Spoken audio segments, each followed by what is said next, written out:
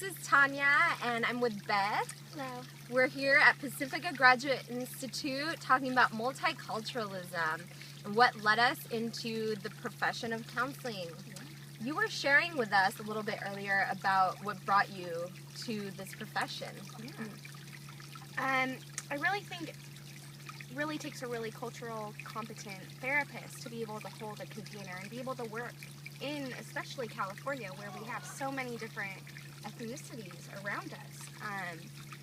Something that really led me into the profession was my need to make people feel accepted and comfortable in a new situation. And oftentimes when one enters therapy, it is a really challenging time.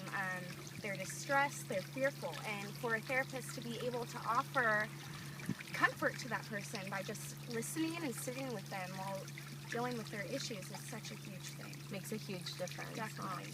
Yeah, and I don't know about you, but I felt such a huge difference being able to sit. We just came from a class on multiculturalism and feeling the space to hold all of these things, these conversations we never really have, like about, you know, what about when someone makes like one of those like white person walks into a bar joke, and like, is that racism? What do you say?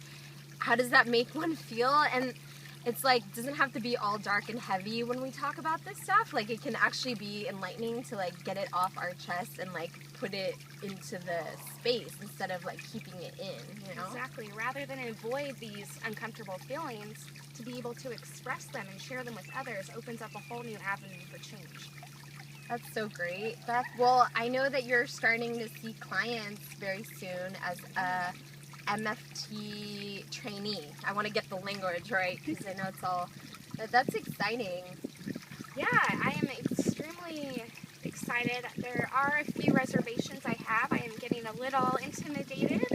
My population, I'll be working with both men and women who have suffered from drug and alcohol dependency issues for quite a long time, and so getting into these deep-rooted issues is going to be not challenging, but also an interesting experience for me. So I'm looking forward to the opportunity. Well, I'm so glad that you explore your own, as you called it, cultural competence. Definitely. Before working with people out in the world, because we are such a diverse planet. And I wish, you know, I hope for the world that more and more people will develop that cultural competence. All right, well, signing off here, Tanya with Beth Thompson, and we'll see you next time. Bye. Bye.